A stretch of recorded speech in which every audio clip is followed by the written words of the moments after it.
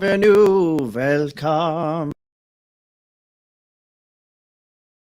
stranger, glücklich zu. Hello, everybody. I had a little bit of glitch there. Welcome to Around the World, my premiere video cast, and I'm really glad that all of you are joining us. I see we have a few people there.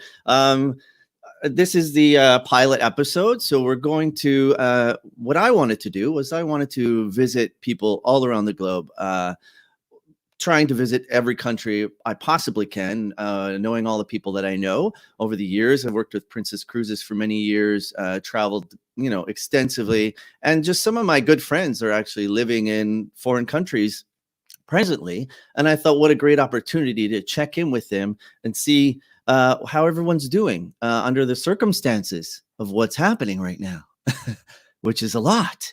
And also, we all need content. We all need something new to watch and some information contacts. And the media is spinning right now, as you all probably have noticed. So I wanted to give everybody a firsthand look and from the horse's mouth, check in with people in different countries. And so anyway, so this thank you first of all to Galen Johnson for doing the opening credits for me. That he has a new baby with him and Heather, and he whipped that out of his butt last night, and I'm so grateful to him. Thank you so much, Galen, and to Heather, and congratulations on your baby. So thank you to Galen. So this show will be on Tuesday, Thursdays, and Saturdays. Now the times are going to vary because it's really hard to schedule people who live in Singapore or who are a day ahead. So that's been a challenge already, trying to set those times out. But first, we're going to start in the good old USA, our neighbors to the south, and then we're going to move to on Thursday to my friend Mark, who's living in Australia, just newly moved from New Zealand to Australia. So we're going to talk to him. It's really interesting. And then on Saturday, we're going to visit my friend Sally Jones Lee, who lives in England. And that's a whole other ball of wax over there happening. So then on Tuesday, the following week, we're going to visit Betsy in Thailand and check in with her. So we've got some good peeps the first coming week. So it's going to be interesting talking to everybody. Looks like we've got some people joining us. So today's guest is a very good friend of mine. I've known him for many, many, many years. I met him in Saskatchewan. Then we lived close together in Vancouver, and then he's lived in LA, in New York, in Nashville, and in Toronto, actually, and we live together in Toronto. So Don Ackerman is my guest. He's now living in New York and residing right now in a home he has in Nashville. So that's a really interesting situation. So him and hopefully maybe his friend Chad will tune in too and say hi. But before further ado, I'm going to bring on Don and we can chat with him. And so thank you all for tuning in. And ladies and gentlemen, my friend Don Ackerman. Hello. Hey, hello. Don. Hi, buddy. Hey, MacDonald. What you doing, buddy? Not bad. I'm doing this, I guess. Galen did a rock star job on your intro. Is he not amazing? Oh my God, he did some work for me like last year for a pilot show that I wrote. Yes, and he's phenomenal. He's phenomenal. Yeah, what an amazing person. And he's really such a talented guy too, like a singer and a dancer and all that stuff too. Yes. Oh yeah, you've seen him in quite a few shows when we were out in Chemainus doing quite a a few shows. So yeah, and his little baby is adorable. Yes, and his wife is very talented. Just when I squeeze his cheek. Exactly. Yeah, we love Galen. He actually have a great story about him. We went, him and Heather, before they had their baby, of course, took me hiking to the Souk potholes, which is just outside of Victoria. And they are very agile. And Galen tended to grand jeté, which means like jump, very high jump. Oh yeah, he can dance, that guy. I forgot he's a dancer too. They're both athletes, Olympic athletes. And they would grand jeté between these two huge boulders, and I'd stand there and go, what the hell am I supposed to do? So I would crawl down to the river, swim down along the river, go back up and meet them on the other side. I can totally picture Galen garage tailing from one cliff to another, to another, to another. He's like Spider-Man. So awesome guy. Don, hi. Hi. Thanks for coming on here and being my guinea pig for the first episode. We'll see how it goes. This could be as boring as hell, or it could be the most amazing thing ever. Oh, it's already so boring. We have a grand total of 9 people watching. Thanks for Hi guys. Hey, 9 grows. That's good. Yeah, 9 is better than 0. That's for sure. Exactly. So tell me a little bit about your situation. First of all, tell me about where you're from and how you ended up in Nashville. And you're not a country singer. And I'm not a country singer or a songwriter. You grew up in Saskatchewan. I know that. I grew up in Saskatchewan in a small little town called Unity. As you know all this stuff, but we'll just fill everyone else in. Yes, you have to tell. Unity is 2 hours northwest of Saskatoon. It's like population 2,000 people. I grew up in this small little town. My mom and my sister still live there, and I have siblings all over the place. But when I hit 18, I bailed and went to Vancouver, and that's when I met you. And, yes. And that was super awesome. Hi, Sherry Thorson. Hi, Sherry. Hi, Sherry. And I lived in Vancouver on and off for quite a while because I went there to pursue a acting career, and that's where I started out and did some theater. And then I went to New York for like a year just to go studying. You studied at HB Studio, right? Yeah, with Uta Hagen and Carol Rosenfeld. Yes. And it was phenomenal. And I planned to only be there for a year. And so I spent a whole year in New York. And I went back to Vancouver. And then I eventually moved to Toronto. And that was around the time, I think, when you and I lived together. Yeah. And then I moved back to Vancouver again. Yes. I've gotten around a bit. Yes, you have. Yeah, we've lived together twice in Vancouver and Toronto. That's right. That's right. And I eventually bailed on Vancouver and went down to LA. Right. And I was in LA for like 13 years, 12, 13 years. I can't even remember, to be honest. Oh, you were there that long. I didn't know that. Yeah. You know how it happens as you get older? It's like it all just time keeps on ticking. I can't even remember what I had for breakfast yesterday, let alone what I did in 1992, or what year I was in New York, or blah, blah, right. Blah. But anyways, I lived in LA for quite a while, and then I actually moved back to Vancouver for a short stint for a couple of years to regroup, and then I went back to LA, and then I moved to New York like almost 2 years ago. Mercy, yes. Mercy me. And one of my best friends, Chad, who you mentioned earlier, who's probably listening in. Great guy, yes. We've kind of actually, Chad and I have climbed the Hollywood Hills together to the Hollywood sign. The Hollywood sign. Very dramatic. And then he's like, let's get the hell down. Exactly. But he lives in Nashville, and he had moved from LA to Nashville. I was living with him in LA. But he moved to Nashville, and then this whole COVID thing hit. And as you know, as well, to fill in people who don't know, I also work as a flight attendant. Yeah. And so we'll talk about I fly around the world, and we can talk about that in a little bit. But I fly around the world, and New York, of course, is the mecca for the COVID virus right now, and it's pretty scary for a lot of people there. It's a hot point. Yeah. And so I actually got some time off from work because they grounded the flight attendants who all worked in New York. And so I was essentially out of work. So I decided just to come to Nashville because it's more sequestered and quieter, not as many people, with the chance of not having to deal with getting sick and, having to go get all the tests and all that stuff done. So that's really why I'm in Tennessee. Yeah, that's quite the journey. And for someone from Unity, Saskatchewan, which is a small place like where I'm from, Watson, Saskatchewan. So it's quite the sort of long journey you've had. And so when you started in Vancouver, there were a lot of shows. That was like the mid 90s, wasn't it, Don? Yeah, it was. Well, when I got to Vancouver, it was 86, 87. Wow. When I got to Vancouver. But I think I got my first acting gig was on Neon Rider. Oh, I don't know what that show is. Sorry. You were on Neon Rider. Thank you very much. You should have seen Duff. He had this hair. I had so much hair. You should be popping up Oh. a picture of that right now, actually. Sure, let me just get it. Oh wait, actually, my hold hard on a drive's like second. dry. Look at this. Look what I have. You would be just the person to have that. Oh, what is that? I was like, it'd be so funny if it was your headshot from 1987. Is that your portfolio? This is where I put my notes. Your 8x10 glossy. Exactly. But that was my first acting job, and I think that was 90. I want to say 91 or something like that. Right. But yes, it was a hotbed for talent at the moment. Sherry wants you to show a picture. I wish I had it. Damn it! This is all new to us, Sherry. Don't throw us with like trying to like, oh, let me just get my assistant. All of a sudden, can you get me a picture of Dawn? Can you get me a picture of Duff? There's nobody here.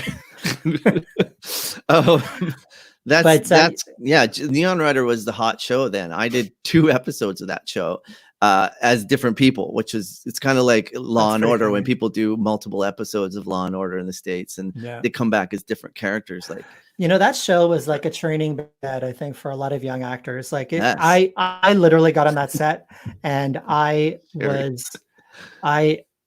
didn't know what hitting a mark was. I didn't know what finding your light meant. Yeah. I didn't understand a lot of the jargon. And I just was sort of like this dumb kid that was just excited to be on a TV set. Cute, dumb kid. I played like the stupid, kind of hell-raising kid. It's hilarious. I have to find that clip and send it to you. Yeah. I can't remember where it is. And then so you've actually like I went back and looked at your demo reel because sometimes I forget what my friends have done because we've been doing this for so long. I'm like, oh right, yes, you've been around. You worked with Robin Williams in Final Cut. Is that what it was called? Yeah, it was called Final Cut. It was I think it went straight to DVD, but it was a really interesting film. Yeah, he played like a really creepy photo guy, right? Yeah, well, that was a different film, I think. But he plays this guy who is like a programmer in the future. Oh. And I played this guy who we have this small little scene together, and it's like he's on a bus. Oh, yeah. And I'm getting on the bus, and I have a shaved head, and I have tattoos all over my head and all over my face. That's all part of the storyline. Oh, hold on. Sherry said we lost sound. Can anybody hear? Can everybody hear us?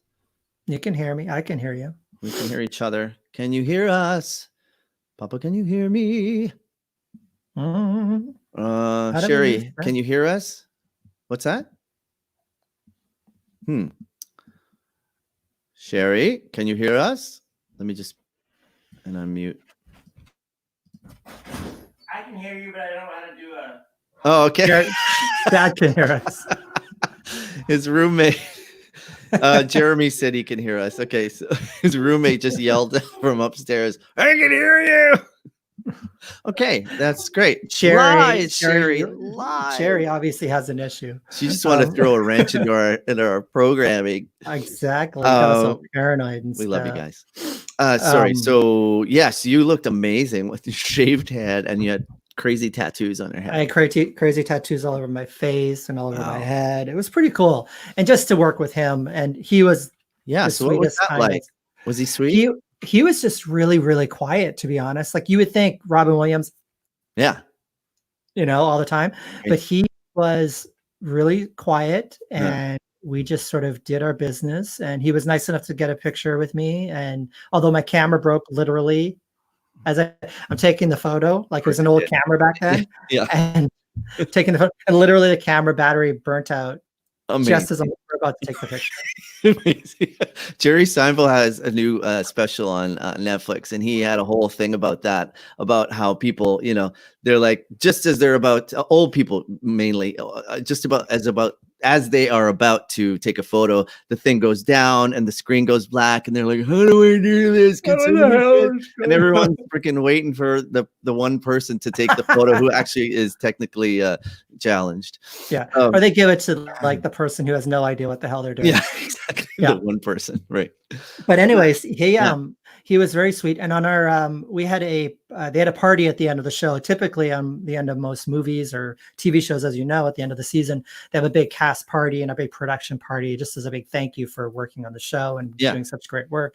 And we went, and Robin showed up, and it was in a regular restaurant. Mhm. They had booked out the restaurant, and Robin showed up, and he went to the front of the room and did stand up for like an hour and a half, like What? as an amazing thank you. Like Wow. it was so phenomenal, and he was so funny. It was seeing Robin Williams like perform Yeah. Yeah. like Yeah. that. It was yeah. That's I'll a never rare forget thing, that. right? Never forget that. Yeah. I went to the David Letterman show one time in New York, and they don't tell you before the David Letterman show who the guests are going to be, because Right. they don't want people freaking out and crashing in or whatever, the stage door.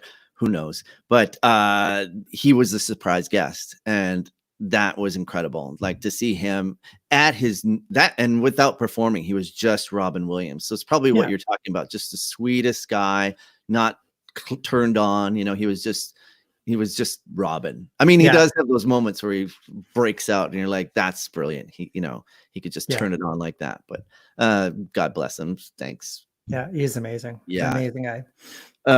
So like, and you've also had some really like you were on the X-Files, right? I was killed. I was killed on the X-Files. Remember that? I've You been also- killed. Right. You also did like this huge movie called Glitter. You mean considered to be the worst movie of all time? Maybe that, and what was that? Thanks for bringing up that sore spot, Duff. Yeah, you're one of those hosts. You're like Barbara Walters. You're like you get them reeled in, and then you stab them with a knife. Tell us about your. But I will tell you about Glitter, though. I will tell you. That's Mariah Carey. And you know what? I have to tell you, I actually rewatched that movie not too long ago, just because it was on. Hi, Christopher. Hi, Chris. It was on late night TV somewhere, and I watched it, and it's actually not as bad as you would think. And one of the reasons why that movie didn't do very well is because it came out on the week of 9/11. Oh, literally 9/11 happened, and the movie was supposed to open that weekend after. Yikes! So that was one of the reasons. I did not know that. Wow. And also, Mariah Carey, I was on the set for 10 days. Yeah. And Mariah Carey came up to me on the first day. She introduced herself. She said, "Oh, hi, I'm Mariah Carey." I'm like, no kidding. Oh my God, I thought you were Whitney Houston. And she was super sweet. And she asked like a little bit about myself, where I was from. And my friend it was in Vancouver. It was in Toronto at the time. Yeah. And she said, she got to know me a little bit. And of course, at one point, her assistant is tapping her shoulder, we got to go. Yeah. So she's like, "I'm sorry, Don, I'll see you later, Aww. And then every day Nice. I showed up on set, she'd come up to me and go, "Hey, Don, how are you?"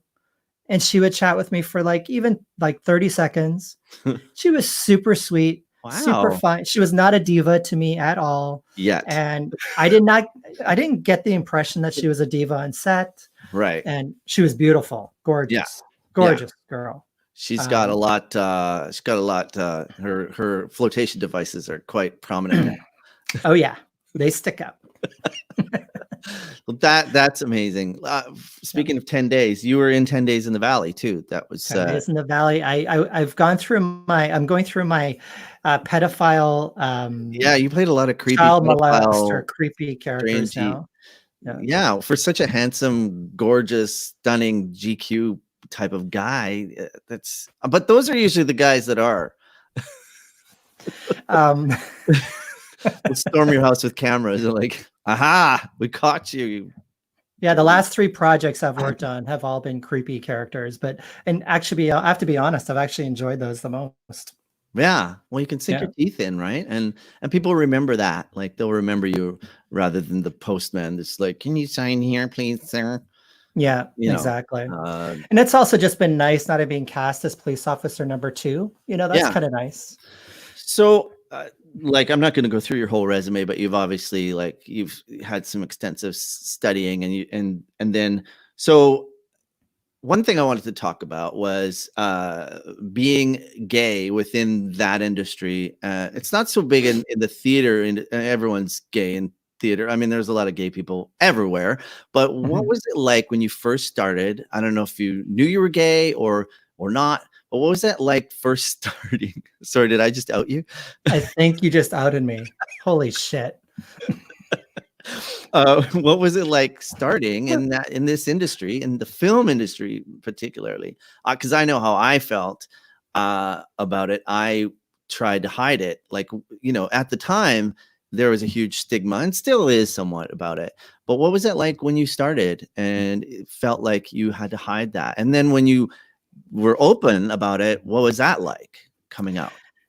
Well, back in the late or in the mid 80s, late 80s, when I first started doing it, it was a lot different than the way it is now, I feel, because back then, like, I would get a note from my agent saying, I'd ask her, I'd say, so whatever happened to that audition for X-Files? Right. Like, I did a great job. Mm. And then she goes, well, the feedback I got was that you were a little too gay. I'm like, wow, oh. she's full out say that. Yeah, we have a great relationship where she's still my agent to this day. And we always had that honest relationship because I wanted to know the honest feedback. And so a lot of times when you go into auditions then, especially back then, and even so now, it's like you almost have to go in and you feel like you have to, like, check every part of your body and every part of your voice. And you have to really, and it's really quite sad in a lot of ways because you stop yourself from being who you are for a part. Right. Whereas we're trying to be something we think we should be, right? And it's like, and nowadays, and even in my own writing, I'm writing as well, is that I try to depict gay characters as not being stereotypically gay. Yeah. But it's also okay if they're a little effeminate. It's okay if the butch bouncer is actually kind of, he's masculine, but then all of a sudden he shows a little flair. You know what I mean? It's like, because I think to pigeonhole actors into a certain thing, especially gay actors, is really kind of, it's dangerous, not just from it's not allowing people to really be truly creative. Yeah. You can't really bring your whole self to the part if you can't bring that part of yourself. Yeah. But you're also telling someone, you're telling the actor, you know what, you're not good enough if you're not manly. Yeah. And that's dangerous to me because that doesn't just screw with the actor, but it screws with the human behind it. Mm-hmm. And so to answer, I didn't really answer your question, but are you skirting my question? What's that? Are you skirting my question? I'm totally skirting your question. TMZ is watching, aren't they? Yeah, exactly. No, but it's like, it's quite different now, I think. Although I think a lot of actors would probably say that they still feel like they have to go into auditions and be a certain way. And yeah, you have to come in as the character for sure. Yeah, exactly. But within that, if you can't be yourself with the casting director, or once you get on set to be that way with your fellow cast, before you're shooting or after you're shooting, that's kind of sad. Yeah. I've had quite a few people. Well, not quite a few. I actually had one friend in particular that said to me, and for some reason it resounded in my brain. He just said, I had this big audition. He said, just be yourself. And for some reason at that point in my life, I was like, yeah, that's right. Be myself. Don't try and be something else. Like, heighten whatever you is and go there instead of trying to be something you think it should be by the way Johnny Depp would have done it or somebody else. Like, exactly. Bring your own characteristics, our own life experience to it. And, well, you're going to be the only person. You are yourself, and no one else can be like you. Yeah. And so that's what's going to make you stand out in an audition room, is that you're going to be who you are. That's when you'll get the job. That's when you usually get the jobs more often. Than not. I love seeing straight guys play gay guys and gay guys play straight guys. That's let me ask you then, let me ask you though, the controversy between, let's say casting a non-trans person to play a trans character. And this has been an issue in Hollywood in the last little while. And it's a good argument, but it's it's a tough one. Hi, Mark. We've got some questions here too, Dawn. This is kind of good, actually. The questions, that'll be nice to answer some questions. Mark, I met Mark in Puerto Vallarta when we were there.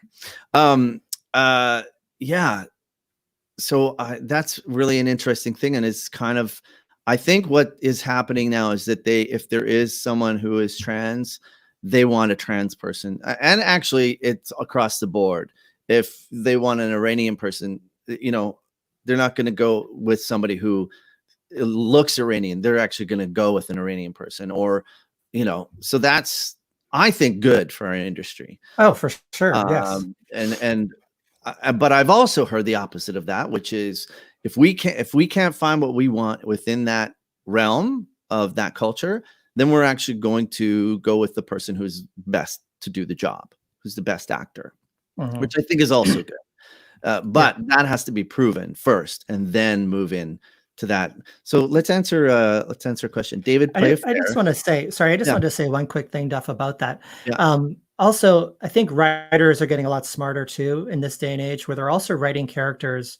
They're not specific about if they're supposed to be white or black or Latino or whatever, unless of course it's like a Nazi movie and you obviously need Caucasian men to play the Nazi soldiers. Yeah. But in retrospect, a lot of people are writing without any sort of color put to the part, which I think is amazing. Yeah. Which is great.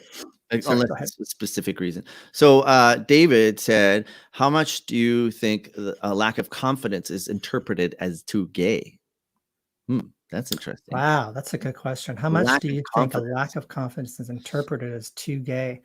You know what? I think if I look back on myself,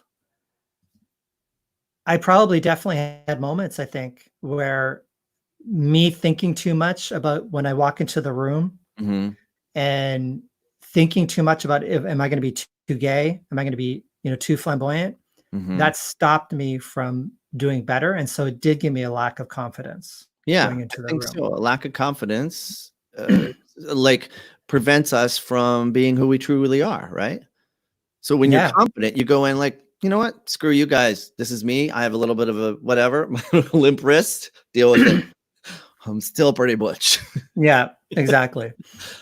Chris Wilson said, what is the most outrageous experience you've had with a passenger flying as a flight attendant? Yeah, we haven't gotten into flight attendant. So that whole flight attendant part of your life, I find intriguing because as this all began, you were still flying, and I was terrified for you because people weren't wearing masks, and it was like but everyone else, I was trying to get people to wear masks like months ago, and everyone was laughing at me and saying, Duff, stop it, but what was that like? What was the question again?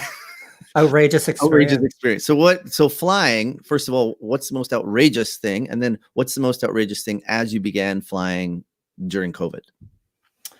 Well, I think probably, I would love to be able to tell you a great story that's really funny about what happened on a plane, but most of the time people are just so stupid and ignorant. It's mind-blowing.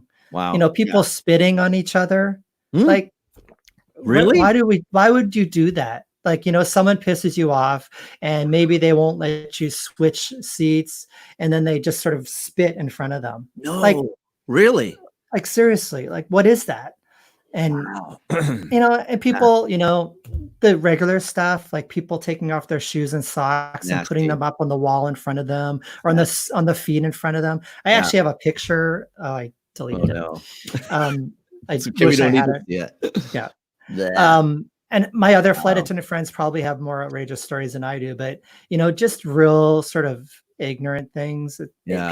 People check their manners and their dignity at the door as they walk in the plane, I believe. And they check their brain when they're checking their luggage because people are just so unaware of their surroundings and that they're in a public place. They're not in their living room. They're not on their sofa. They're not in their bed. Right.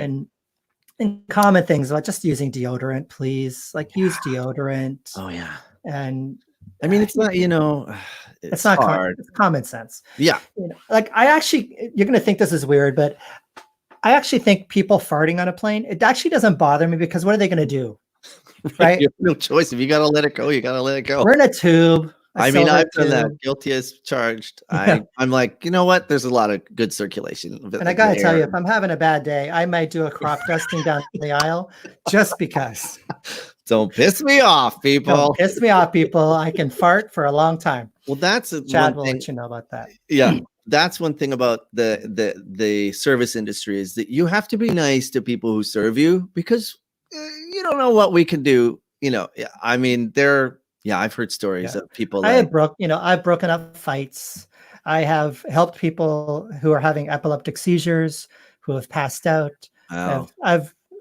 They say a flight attendant is like a therapist, a teacher, a doctor, a firefighter, Yes. a police officer, and a cocktail waitress all in one. Right. It's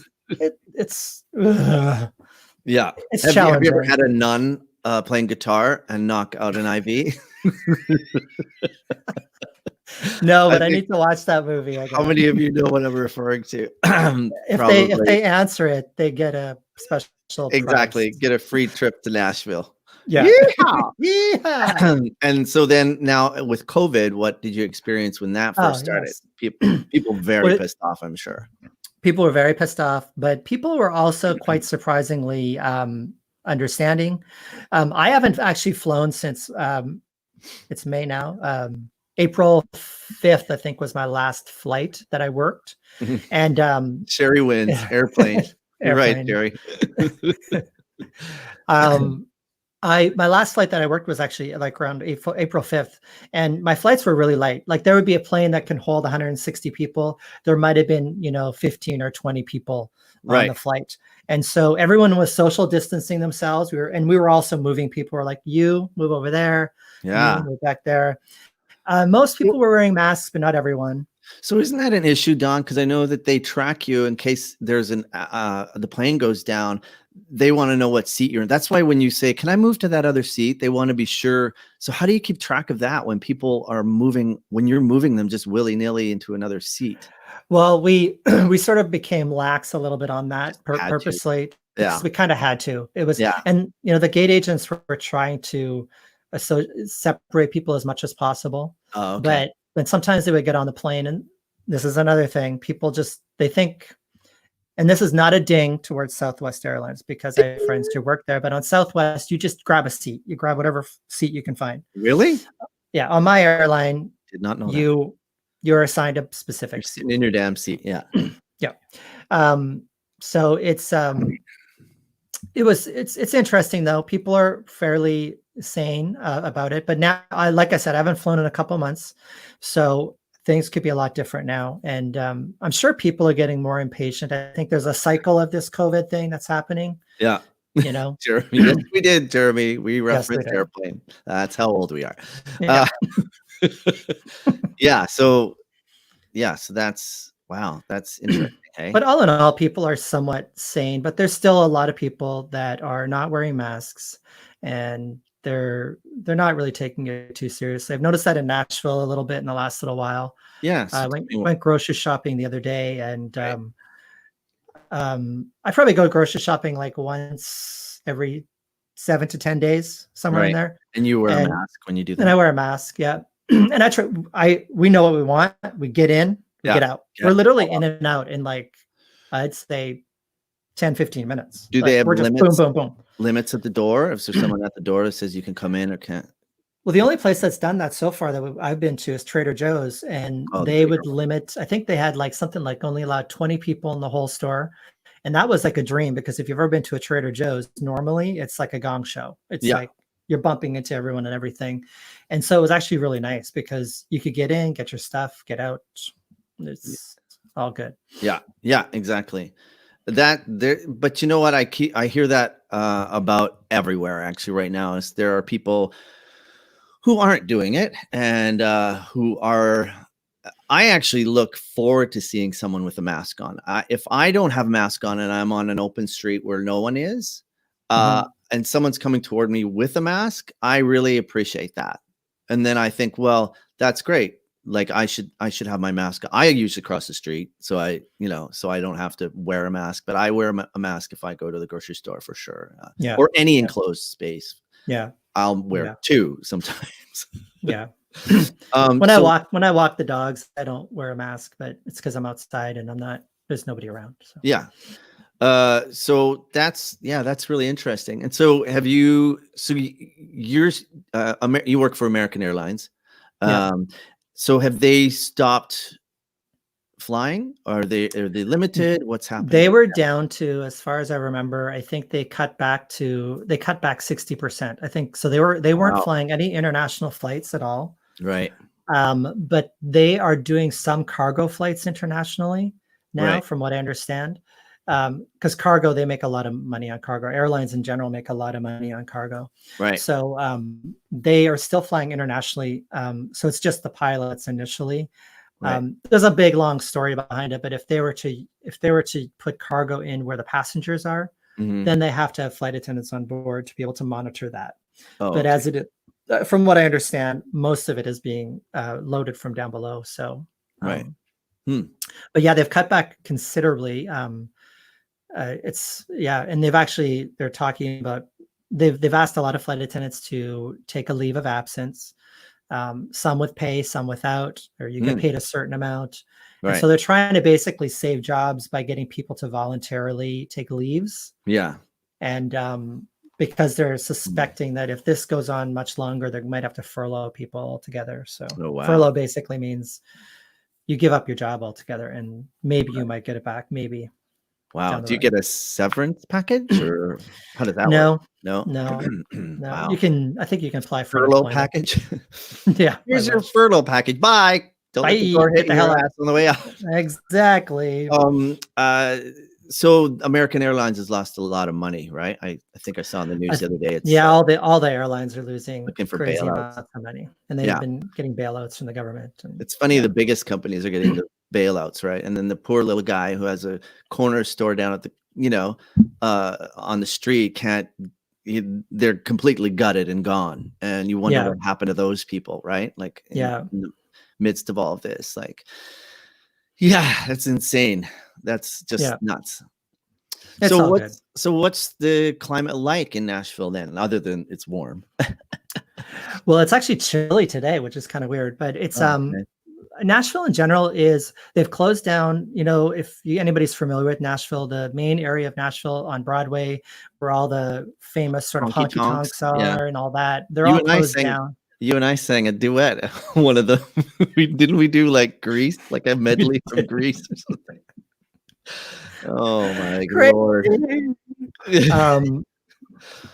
But from what I understand, they're still closed down, but I think they're opening. Well, I know the state of Tennessee outside of Nashville is starting to open slowly. It's one of those states in the US that's opening slowly. And so it's a little, I think it's a little dangerous, but Nashville, even when I go driving out in Nashville, though, it seems like things are sort of going back to normal. There's some place, like a lot of restaurants are doing takeout service only. Right. And so they drive up to the curb and pick up their food and leave. And so there's nobody can sit on the street and have a coffee, or they're not supposed to. But they are. I've seen a little bit of it on Cinco de Mayo. Actually, I drove by a couple of Mexican restaurants and I saw that there were people sitting inside. So I don't know how seriously they're taking it. Maybe it was family or something, or maybe. So when Cinco de Mayo happened, was there anybody partying out in the streets, or? There were people partying in my neighborhood. I could hear them having little parties. I'm not sure if it was, I think it might have just been families having, in my neighborhood, there's a number of Latino families. So they were probably celebrating, I think. But to be honest, I don't go out much. I walk the dogs. It's good. I'm in my basement where I do my writing. We call it the bunker. We call it the bunker. Exactly. And walking the dogs. And so I don't really go out that much. It's not really necessary. I work out at home. There seems to be like a resurgence happening right now with infections. So they say everything's great, but I think that actually we're on another rise again. It seems like just as they announced, okay, it's safe for us to go out, I think there was another resurgence of infections and cases. Most people are recovering, but there's a whole new thing with children now being infected, young children. So it's kind of this is going to go on for a while, I think, right?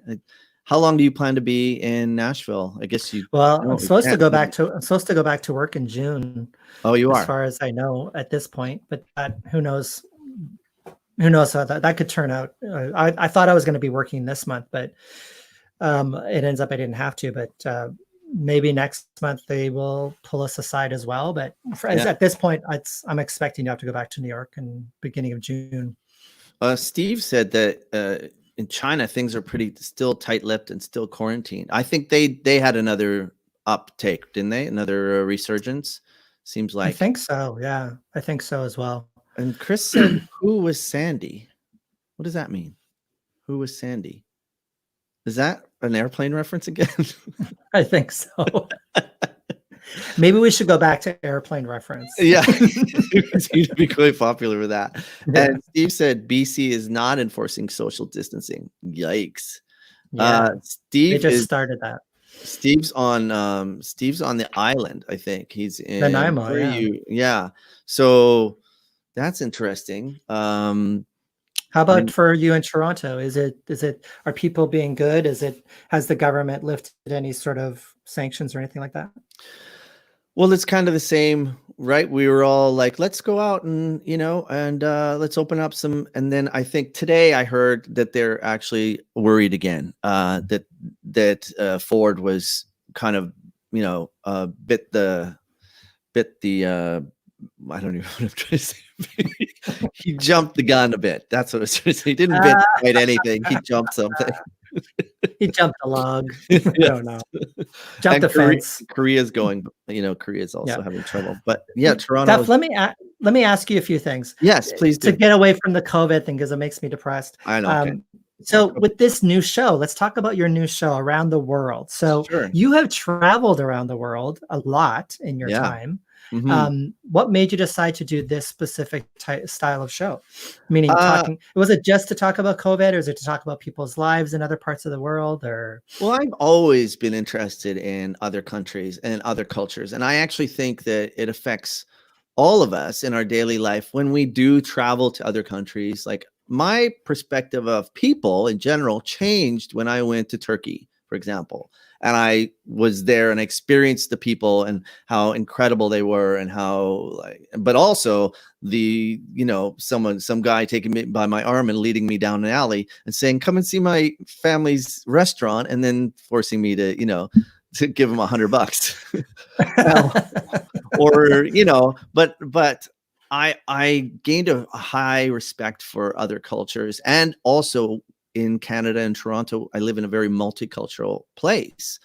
So now when I see somebody from another country, or I'm in a cab and I'm talking to someone, I always ask them where they're from. And I'm really interested in why they came here, or what their country was like, and why, so that's always been in my head. My family, they don't really travel much. I used to work on Princess Cruises, and I've been to a lot of countries, some very briefly, but that was part of this. Is the impetus for this is that I wanted to find out what people were doing in their day-to-day lives right now, not necessarily due to COVID, but this is a very special time right now, a very unique time in history, and I want to actually strip away all the media and go straight to the people of the country. But like you, I'm really interested in what it's like living in Nashville, or what it's like living, as a gay man in the film industry in Vancouver, like just talking to different people and stripping away everything else and just getting to the core of what's happening with people, which is kind of like what you and I are doing. Like, that's very cool. It's very cool. I think that it's going to give, I'm excited to see who the different guests you bring on, because talking to people from different parts of the world, you get a whole different perspective on how they live. And I've traveled a lot as well. And so it's quite, like, for me, it's always been interesting. Like when I went to Mexico not too long ago. Yeah. You and I both went. Yeah. And it was like, just the way the average person lives in Mexico, like just little things, like you'll walk down the street and you'll peek into someone's home and they literally have like a sand floor, and they have no TV, and they're sitting around, they're eating together, and they've made this meal, and they're laughing and they're having fun. Yeah. And it kind of gives you perspective. You're like, I get upset because I don't have a nice car, or I Yeah. get upset because I can't go to that nice restaurant. And it's Mhm. like, these people just lead a really happy life with what they have, and they're content Yeah. with what, like, it just really gives you perspective. And that's just one sort of small example that I I remember think, that actually. Yeah, that's I remember I used to be an emergency fill-in on Princess Cruises as a singer. So they would fly me last minute to these incredible places. Like this one time I was flown to Nairobi, and then I had to meet the ship near there. And I remember getting off the plane. First of all, my luggage was out in the middle of the tarmac, and I had to just grab my own luggage, which was a challenge. And it had been rummaged through already. So like, oh, I guess I don't need those shoes. Uh, and so then I got into a van that would take me to the ship. And I remember driving down this one street in Nairobi and looking out and seeing these tin huts and people just standing outside, and dirt floors of their homes, made out of cinder blocks and tin. And I thought, holy shit, I'm so yeah, privileged, and I'm going to a cruise ship that's going to like pretend that none of this exists and just travel out in the ocean and maybe flit into a country and get, and go back to the buffet again. So that is such a perspective when you yeah, visit those places, like in Venezuela too. The people, it's such a hot and cold place, a black and white place, is that people who live up in the mountains are very, very poor. They have to, go down a mile to get their water and go back up again. And, but then the government is corrupt and very rich, and the downtown looks beautiful. It's like downtown Toronto with beautiful buildings and art galleries. I'm like, what? There's no in between. It was just black and white. yeah. It's like rich and poor, and Yeah. it just gives you a lot of perspective. And it's not a happy thing to see, obviously, No. but you do also see how people who live what they live how they can, and Yeah. they live with what they have, and they're sweet, kind people too. They're the first persons that are going to help you on the street, Yeah. if you need help. Yeah. It's pretty intense. That happens in a lot of different countries that we don't even realize, Yeah. and even as close as Mexico. Although even places in America, there are places in America that are quite poor. Yeah. It's quite Of sad to course. see. I did Yeah. a 6-month tour of Dirty Rotten Scoundrels, and we went to literally every state in the US. I call it the rock and roll tour, because we'd wake up and we'd like, okay, time to get on a bus or a train, or sometimes both, and fly all over the place. And every night we were almost somewhere different, except for a few places where we sat down and played, right?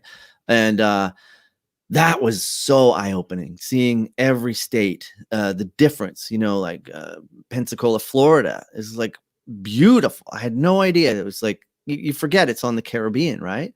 Yeah. Or Baton Rouge, right? And you're close to New Orleans.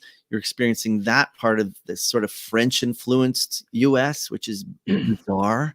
But Yeah. then you find out the history. You're like, oh, I get it. That's because it was actually connected to my own country at one time. It's part of the French, right? The French invasion and owned most of that land. Like, Yeah. so like, it really opens your eye. Like California to New York to like northern, like, Yeah. and the similarities too.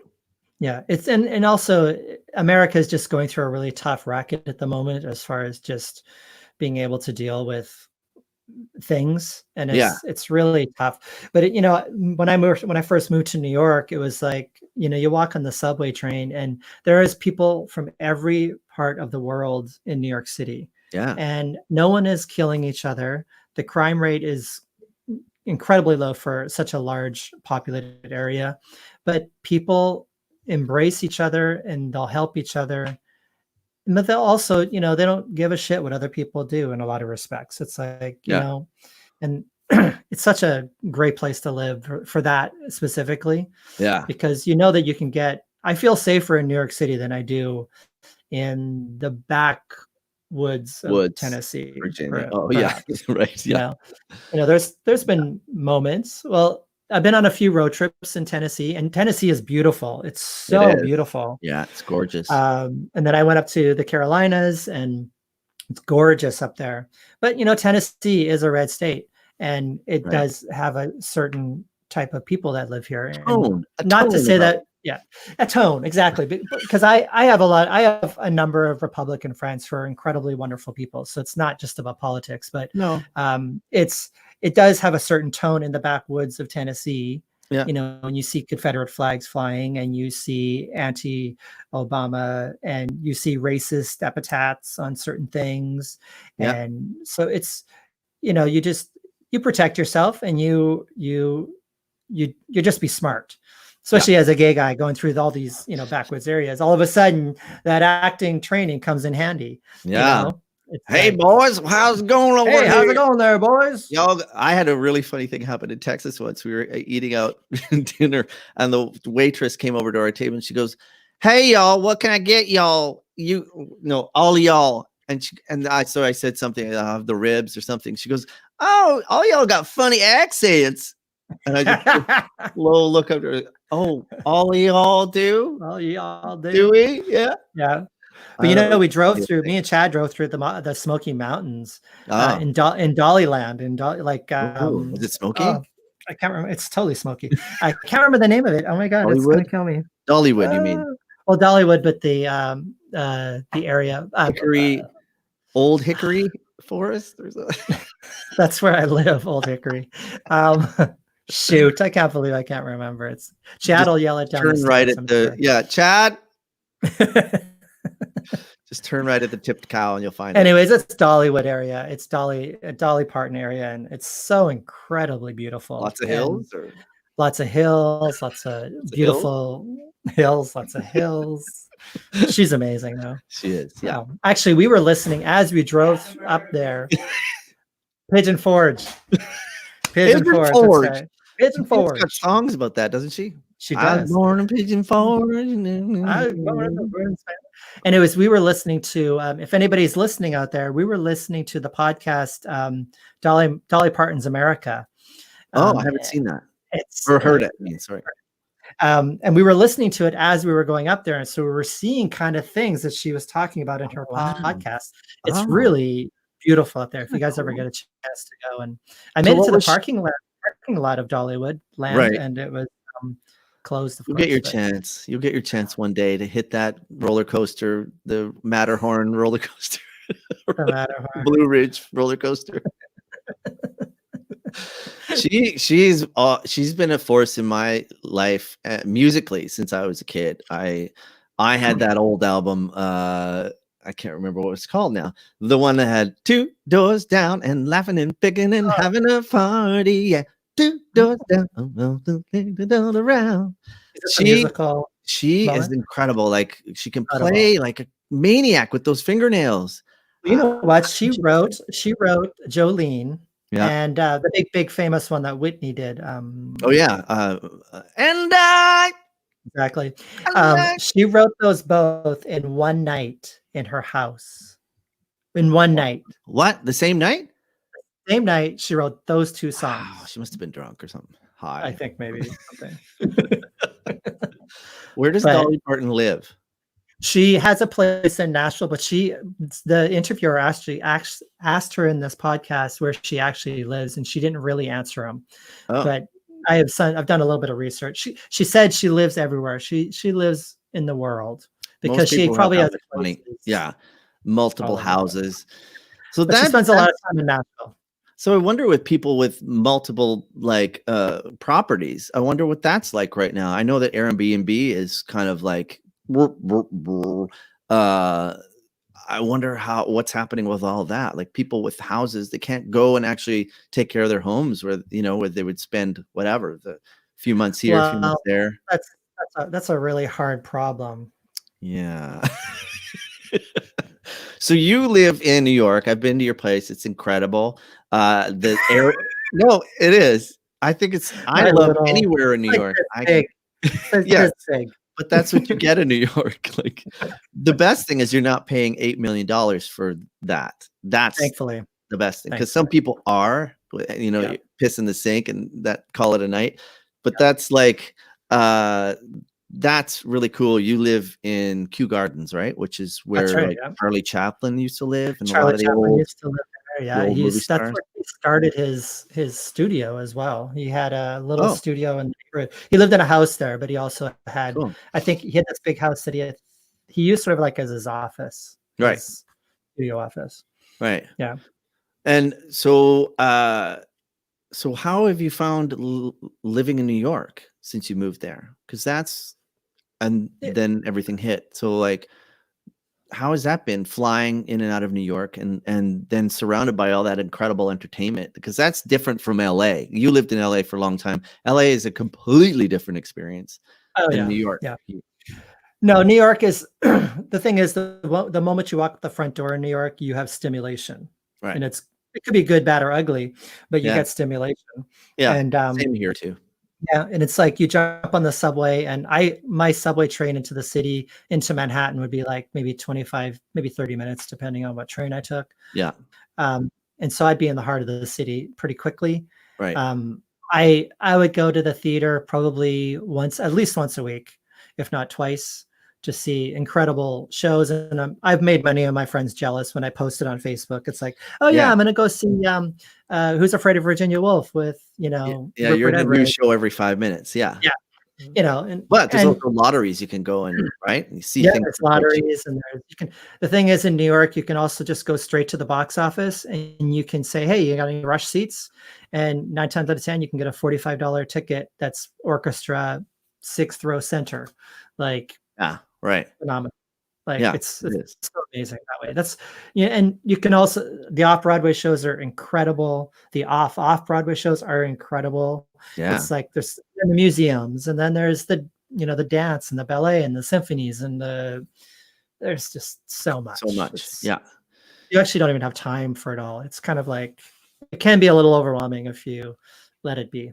But Do you prefer the Nashville life, which is similar to the Saskatchewan life, or do you prefer the New York life? that's a tough question, because this time I've spent in Nashville has been really fulfilling, only because I have a lot more space here. I have Yeah. a big house, Yeah. and You're in the big house. yeah, and I'm not I'm not working, so I have a lot of time to write. Right. So I've been writing a lot. And as you know, I've been doing table reads for a lot of my shows and doing those. And a lot of people online here have helped me with those as well. Yeah. So it's kind of tough. It's a tough question, because I really enjoy this quiet time here, and not having to, I'm not really looking forward to going back right away to New York, Yeah. really. But I know that It'll be once a I get different there, life. Yeah. a couple of days in, I'll be like, oh, okay. I suspect we'll just have to wear masks for the next quite a Yeah. while. Until And there's a virus, yeah. a vaccine. Can I ask you about your writing? When did you start writing, and when did you foray into that? I know you won Best Director at the LA Film Festival. That was amazing. I was so proud of you. Yeah, I did. I had produced and directed Short and wrote a short film, Right. and I got into the Los Angeles Short Film Festival, Yeah. and I won Amazing. director for that. But I When did started writing probably like 7 or 8 years ago. Okay. It just started with shorts. I was writing shorts, Right. and then I eventually wrote a couple of features, Mhm. and then I decided to move into TV, because I actually preferred the format a little bit more. Right. And so I've been writing pretty hardcore, more seriously, as wanting to make it a profession Yeah. for probably the last 2.5 years, something like that. So how do you think that's going to change after all of this? Well, right, it's Think changed of- quite a bit already. Like, a lot of the writers' rooms for TV shows Yeah. are all happening online, like this, like Ah, Zoom okay. meetings. A lot of them are Yeah. happening that way.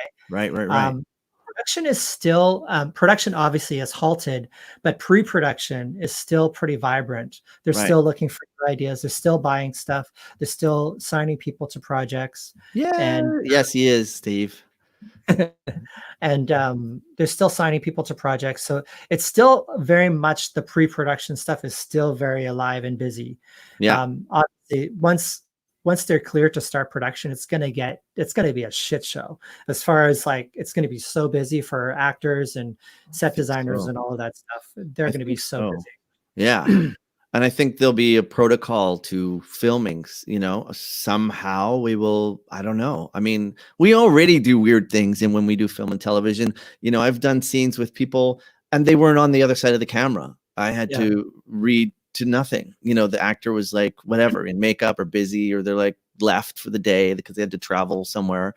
And, we already do weird things. So, I mean, the other day I shot a little short film in my apartment and they did it all just me with my phone and just switched angles, to make myself look like I was acting with somebody else. That's our whole industry. I saw that. It was awesome. I was talking to a writer who is she works on a show called Neighbors that's in Australia. Mhm. It's like a soap opera kind of show. It's been on forever, but she writes for that show. And she was saying that they're rewriting a lot of scenes so that Right. people are on telephones. Oh, okay. So literally, like, if you and I were supposed to have a scene in front of each other in a kitchen, it would now be you in your kitchen and me in my kitchen, and we'd be talking on the phones instead. Right. Yeah. So they're getting very creative with it. Yes. Steve said around. Quarantine for 2 weeks before the shoot. Yeah. Well, that might be the deal, right? Until we get a vaccine, and then things will change. Like maybe, who knows? But like, that's, or I guess they do scenes like this where, you on camera, kind of like on a Zoom type of thing. I see a lot of actual commercials that are being done now. Yeah. They actually have shot commercials and the people were just given, I guess, in their homes, and they shot the pieces and put it all together and voiceovers too. Yeah. And I was actually talking to an executive from Netflix the other day, and she said that animation is booming. It's even more busy than it was before because animation can all be done individually at home. Yeah. Animation is going to be huge in the next couple of years. I find I'm getting sent a lot of requests to update and upgrade my system so that I'm ready. If I get a job, I have to have a certain platform that I go to that has great sound. I have to have a good mic. I've got this, like, luckily I'm a singer, so I had good equipment already and I know how to edit things, but some people don't. Some people don't have the capabilities to do that, or they live in a loud, like if you were in New York, it's pretty loud. I'm lucky I live a little bit out of Toronto, but I'd have to literally sequester in a closet to be able to soundproofing properly. It's a lot to ask of us. I mean, it's understandable, and thank God we even have that capability to be our own sort of boss, our own studio engineer, but that's going to be where we're headed, at least for a little while. But I think that it's all going to, sadly, it's all going to go back to normal eventually, right, Duff? Yeah. And what's going to happen? It's going to be a vaccine. Yeah. And everything's going to go back to normal. Well, and people are not going to remember this. Yeah. And they're going to act just like they did before. And then there's going to be another super virus that comes and kills even more people eventually. And I'm being really cynical right now. It's always going to be there. We're always. You were doing research on a play that takes place in the early 1900s. And that plague lasted for 10 years. Yeah.